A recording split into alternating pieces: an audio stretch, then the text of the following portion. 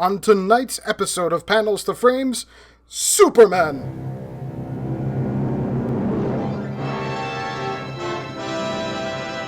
Hello, and welcome to the 5th episode of Panels to Frames. On today's episode, we'll be discussing the 1948 15-part film serial, Superman.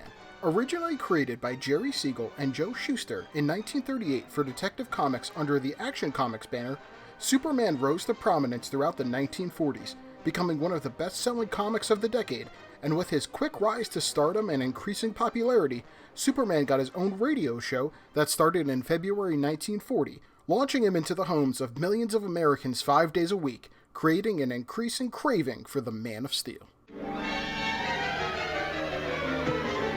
After two unsuccessful attempts by Republic Studios in the early 1940s to make a Superman movie, which resulted in the Captain Marvel and Captain America serials from Republic, producer Sam Katzman acquired the live-action film rights for the movie in 1947, after the rights had previously been held by Paramount, making the Fleischer cartoon series.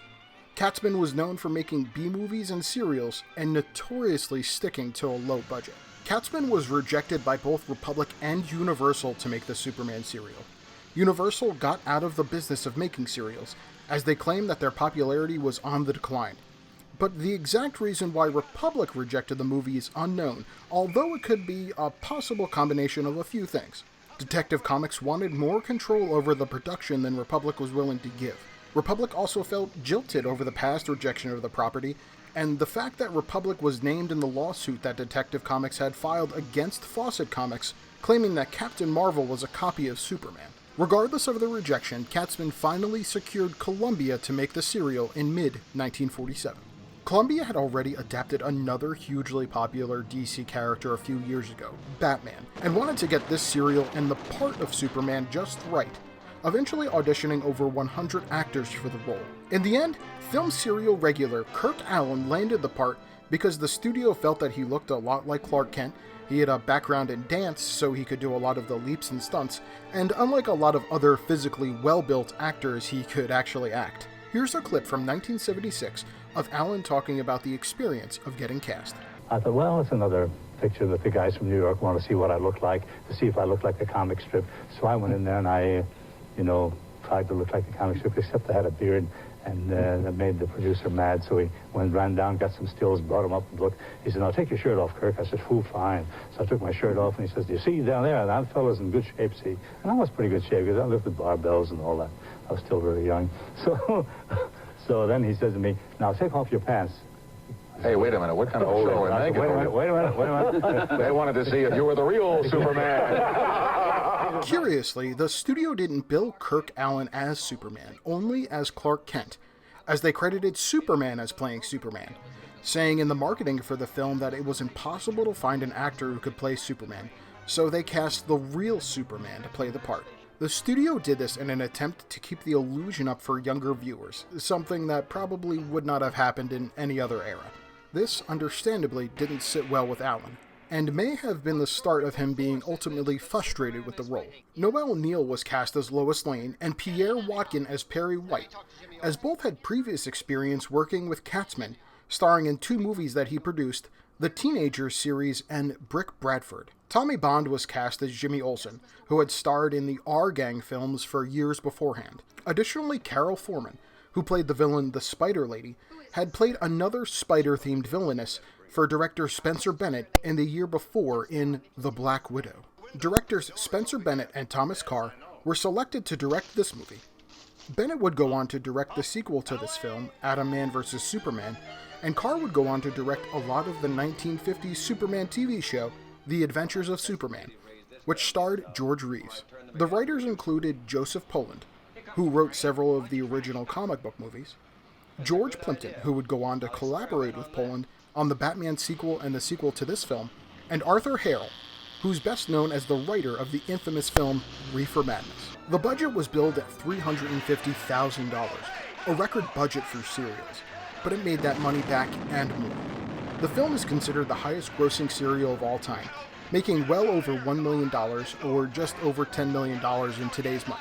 And it proved to be so popular that movie theaters that had never shown a serial picked it up because of the demand for it. This prompted some critics to claim that this could make it the start of the comic book blockbuster. While the beginning of the serial sticks to the source material far closer than some comic book movies before or even after this, it did stray a bit after Superman arrives in Metropolis, using a villain who didn't originate from the comics. Although the credits do also mention that this film is an adaptation of the Superman radio show that was airing at the time, which brought such elements to the lore like Jimmy Olsen, Perry White, and Kryptonite. The story goes a little something like this. The planet of Krypton is slowly dying and about to explode. Jor-El warns the Kryptonian Council of this, but they do not heed his warnings. Before the planet of Krypton erupts, Jor-El and his wife Lara-El send their young son Kal-El to Earth to survive the planet's impending doom. Once on Earth, Kal-El is found by the Kents, who raise him as their own. And over the years, they find that he has superhuman abilities. Your unique abilities make you a kind of Superman. After the Kents die, Kal-El, who now goes by the name Clark Kent, heads to Metropolis to make good use of his powers, gets a job at the Daily Planet, and teams up with Lois Lane, Jimmy Olsen, and managed by Perry White. Unbeknownst to him, a mysterious villain named Spider Lady threatens the safety of Metropolis and its citizens, with her devious plan to steal the Reducer Ray. After battling several of her men, a mysterious remnant of the planet Krypton drops to Earth, and it's revealed that exposing Superman to this kryptonite is his one weakness, which the Spider Lady plans to exploit. Through several daring adventures that threaten Superman, his friends, and all of the citizens of Metropolis, the Man of Steel defeats the Spider Lady, and the day is saved. The film was met with decently good reviews, and with Superman's fame only increasing with each year, it was hardly a surprise that the studio wanted to continue to cash in on the Son of Krypton, making a sequel 2 years after this outing. All of the principal actors returned for the sequel. The only main player that didn't return was the Spider Lady, played by Carol Foreman. She got her first role in movies in 1946, and throughout her career she almost exclusively played villains, and would later go on to co-star in the film serial Black Hawk in 1952 with Kirk Allen, which was also based on a DC character. Foreman had stopped acting in movies by 1953, and later in her career she would lament that she turned down many roles in fear of being typecast, and that selectiveness ultimately shortened her career. Foreman passed in 1997 at the age of 79. This movie actually gave a boost to the serial genre, as it had been floundering in the couple years before its release. In the few years after, serials became a bit more popular, leading to 2 more comic book hero serials. But the future always comes, and the format of serialized storytelling would soon move from the big screen to the small one, with more and more American households getting something called a television. One of the more puzzling parts of the production was the fact that in all instances where Superman goes to fly, he is replaced by an animated Superman that looked a lot like the early 1940s cartoon. In total, there are no less than 35 instances throughout the serial where a cartoon is substituted for action. This includes Superman flying, saving someone, the ship transporting baby Kal-El to Earth, and Krypton exploding. Captain Marvel came out 7 years before this, and proved that a low-budget serial production could make flight somewhat believable for the time. And there are even behind-the-scenes photos that confirm an attempt was made to make it live-action, but people in the production said that you could clearly see the wires that Kirk Allen was attached to, and instead of wasting time to figure out a practical solution, producers decided that it would just be cheaper to replace him with a cartoon. Other cost-cutting measures were also on display in the middle parts of this serial, where you can clearly spot the film reusing footage, situations and dialogue, and animations as much as 3 times. By the time the serial was made, some classic elements of the Superman lore that we've come to know now weren't set in stone. Things like Superman's use of heat vision is absent, as that wouldn't come to the comics for more than a decade.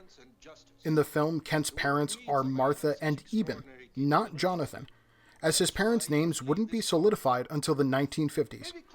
And the usual love triangle between Supes, Lois, and Clark isn't present, as it's replaced with Lois constantly throwing verbal jabs at Clark while complimenting Superman. It should be said that it's surprising, if not refreshing, to see the first few parts of this serial stick to the comics and radio play so closely.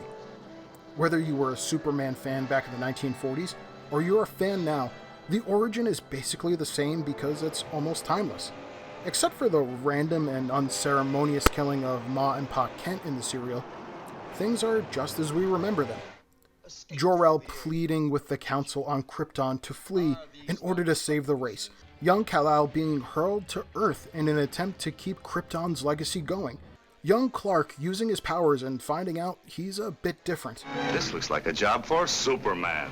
And then having the moral fortitude to realize that he would be better served to go to a large city and help the most people that he can. Of course, the serial dips a little bit into the cat and mouse game of trying to find and destroy the super weapon that the villain wants.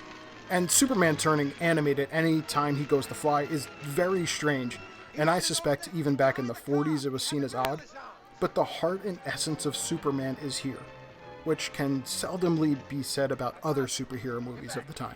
Needless to say, Superman is one of, if not the most popular superhero character of all time, and we can cite this film as the catalyst for the live-action Superman adaptations for years to come. Thank you to everyone for watching this. I sincerely appreciate it. If you like this video, please leave a like and subscribe to our channel. We have a lot of videos coming up. On the next episode of Panels to Frames, the return of the Caped Crusader.